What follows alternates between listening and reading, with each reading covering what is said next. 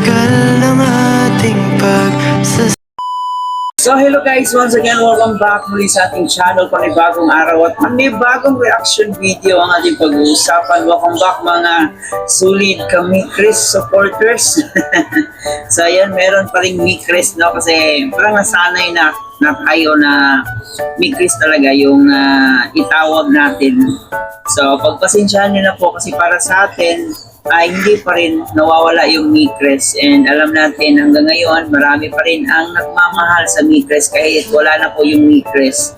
So palagi talaga nating panghahawakan yung sinasabi nilang Micres sa tamang panahon. So eto na nga, may panibagong good news dito sa kay Krista, no? May panibagong good news po guys, and confirm po ito at legit na legit po itong balita na to. Hindi po ito chismis, no? Kasi galing po ito mismo sa papa ni Krista. And alamin natin dito sa video na to kung ano na ba yung good news na yan, no? Lalong-lalo na kay Krista na masasabi talaga nating deserve talaga niya ito. So tapusin itong video na to guys kasi malalaman natin yan mamaya. Pero bago tayo magpatuloy, shoutout muna tayo sa ating ama ng Kalinga, Kuya Carl Santos Matubang, Ate Elna Vlog in Kalinga Prab. Supportahan po natin ang mga key boys Kalinga partners, mga charity vloggers sa Pilipinas na tumutulong sa ating mga kababayang mahihirap, kung nating kalimutan, at yung mga kasama nating Kalinga Reactors. So syempre guys, inyong lingkod, Louie TV, baka naman huwag kalimutan mag-subscribe, paki-like and share ang ating video, at paki-turn notification bell para laging updated every time na mag-a-upload po tayo. Alright, so sa ngayon, para mas maliwanagan tayo, ano nga ba yung sinasabi natin? Ito na nga, confirm na. Ito na nga yung good news para kay Krista. So, panoorin mo na natin ito guys. Ay, Ate Jonel, unang-una congrats muna kasi legit talagang Kalingap, YouTube partner na, Salamat siyempre sa ama ng Kalingap. Yes. So yun, Ate Jonel, total naman ikaw ay talagang legit vlogger na kasi may monetize na no? Hintay na lang ng pin. Naayos na ni Mr. J yung pin. Okay. Mabali nag-aantay na lang akong dumating yung pin. Yun. Okay. So tayo Jonel, lipat naman tayo sa balibalita, no? Kasi may ibang mga Micresioners na supporters na medyo nagdadamdam daw. No? Kasi syempre alam mo naman may nabanggit ng konti si Founder. Si Kalingap Tata. Oo, si Founder. Sa tingin mo ba, bilang kayo naman po ang tatay ni CJ, kasi ako mas maniniwala ako sa sa pamilya ni CJ. Sa tingin mo ba, Tate Jonel, yung po bang samahan nila ng off-cam po, ano po ba ang masasabi niyo tungkol doon? Yung sa off-cam po nila ay talaga naman, kung ano po yung dati na may Chris, ganoon pa rin sila. Wala pa naman din nababago. Although wala na nga ang Chris, ay ganoon pa rin yung nila, nila sa isa't isa, pakikitungo nila. Okay pa naman po, wala pa naman problema. Kaya sabi ko nga, pag ako nagla-live, patungkol dun sa sinabi ni Tata, buti nga na ko sila, nahilot ko sila nung tanghali nung nag-live ako. Sabi ko, pagpasensyahan nyo na si Kuya Tata kasi medyo lutang kasi ang ngayon ni Kuya Tata kasi mahina po ba yung channel ni Kuya Tata. Pasensyahan nyo na lang. Kaya humingi ako sa kanila ng pero sa mga nababalita po na magkaka-love team na si Krista, sinabi ni Kuya Tata, huwag nang umasa sa Chris after 2 years. Ayun po ang masasabi ko din ay ganito. Wala pa naman pong official na announcement si Kuya Ram. At kinausap ko na rin si Kuya Tata na wag mong pangunahan si Kuya Ram. Wag kang magsasalita ng dapat nag-isip ka muna kasi alam mo naman napakaraming supporter ng Chris. Tama. Diba? Kasi once na nagsabi ka kasi ng ganun, hindi mo na maalis yun sa kanila. Nakatanim na yun sa puso at isip nila. Kahit anong sorry mo sa kanila, wala na yun. Hindi na talaga mababago yun. Kaya sa akin din po sa mga live ko marami nagtatanong, hindi ko lang minsan binabasa kasi binasa ko po yun, lalala pa ang sitwasyon.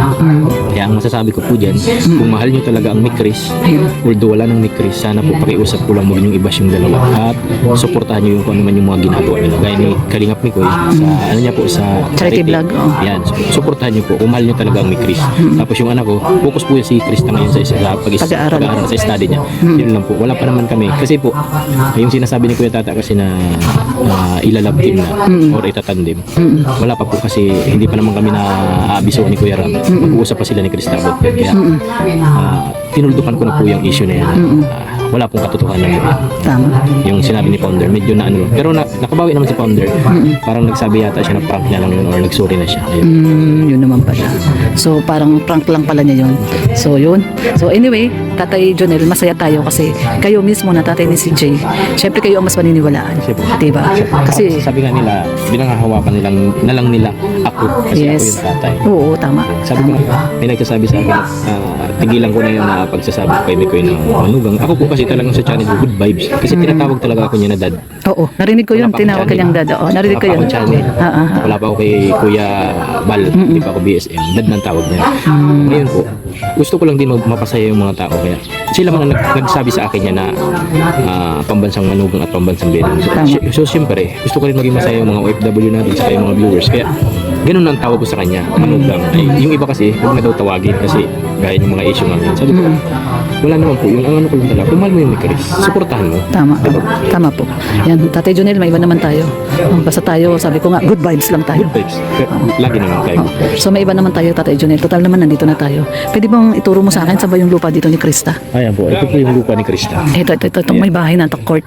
Yan po, yan. Ito mismo, yung sa likod ng court. Ito, siya yung may niapakan po na yan. Yung may andamyo. Ito po kasing may-ari nito, parang Oo. kinimisis niya. Pamangkin to ni Mama Che. Kaya ang kwento po niyan, kaya itong bahay na ito, kay JP din ang pangalan. Oo. Kaya nagpatayo siya dyan kasi Dito kay nagiging Krista. magkatabi nga. Ayun. Oo. So ito po pala yung lupa ni Krista. Ang lapit lang po pala. Itong may andamyo po. No? Siya na po yan. Kung nakikita yung andamyo na yan. Yan, yung Kaya andamyo. nagiging yan kasi hindi naman siya harap dito. Kasi doon siya ang harap. Ang harap kasi dito ito. Dalawang lupa kasi yan eh. So dito yung Sayang kasada. hindi na nakuha to. Plano sana dalawang lupis. Sana dalawang lote kabilaan ganun. No? Correct. Kaya lang may-ari niyan May-ari ito. na po, nauna na ito sa amin. Oo. So yun po yung kay Krista yung may andamyo. So Tay Jonel, ang balita ko soon, no? Ngayon po ano, ngayong June. Ngayong June. Ngayong June plano. Umpisa na to. Ayun. So Nag-aantay ayan. lang ako ng signal ni Kuya Ray. Siyempre, Oo, ni Kalinga Prain. Oo. usap na din kami na patungkol dyan. Kaya nag-aantay pa rin ako kasi sabi niya, nagpasa na ako sa kanya nung nagbigay siya sa akin ng dalawang ang tawag dyan. Nag-send siya sa akin ng klase ng bahay. Design. Two-story. Oo. Binigyan ko siya ng quotation tsaka yung materials. Oo. Isasanggunin niya daw kay Kuya. Yun. So nagbigay na pala ng ng design ng bahay. So ngayon daw pong June, no, maumpisahan na po itong dito ang lapit lang. So yun na nga po, no, good news. Unang-una dito sa papa kay ni Krista dahil monetize na po yung channel niya and certified vlogger na po talaga yung papa ni Krista. Kaya sa mga hindi pa nakapag-subscribe dito sa YouTube channel ni Kuya Jonel, ayan, i-subscribe niyo po guys. Laking tulong po ito para sa kanilang pamilya. No? So, since natigil pa si Krista dito sa serye, so i-subscribe po natin yung papa ni Krista para tulong na rin, napakalaking tulong na rin. Habang nagtatrabaho siya dito kay Kuya Bal, ay vlogger na rin siya, meron din siyang income. So ganoon kabait yung Matubang family dahil pinapayagan nila yung papa ni Krista na mag-vlog, no? So yun, good news po yun sa pamilya ni Krista. At isa pa yung good news dito guys, no, na meron akong lupa si Krista at malaki-laki daw tong lupa na to kasi dalawang lote po yung lupa ni Krista. And ayon po sa tinabalitaan, by this month po sisimula na po ang paggawa or pag-construct sa bahay ni Krista. So ika nga, dream come true ay isang malaking good news po yun para kay Krista. Kahit pinatigil man yung ni Chris, ay tuloy-tuloy pa rin po yung blessings na dumating dito kay Krista, no? At saka si Mikoy naman ay patuloy pa rin siya sa kanyang pag-charity, kaya syempre suportahan natin.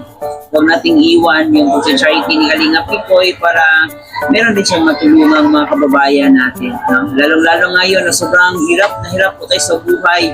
Marami sa ating mga kababayan, kahit pambili ng mga gamit pang eskwela ay sobrang hirap na hirap sila, kaya nagpapasalamat tayo na kahit paano may mga vloggers, no? May mga kalingap vloggers na nakakatulong dito sa kanilang pangangailangan. So yun guys, no? Ang sabi ni Papa Jonel dito ay wala pong katotohanan na ilalove team si Krista sa ibang lalaki, no? So yung confirm po niya dito ay meet Chris po sa tamang panahon, no? So kung kayo ay solid May Chris supporters talaga, dapat maghintay kayo ng 2 years kasi darating at darating tayo dyan.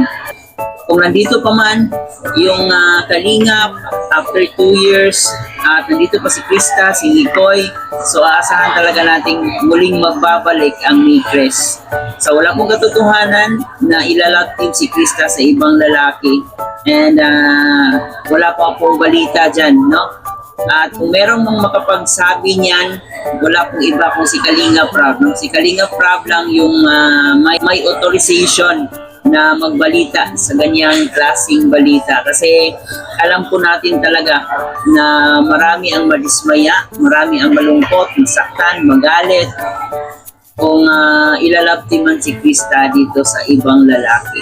So para sa akin, mas mabuti nang si Krista na lang muna or solo na lang muna si Krista. Huwag lang i-love sa iba kasi marami talaga ang aalis at marami ang aayaw na pag may ibang love team na si Krista.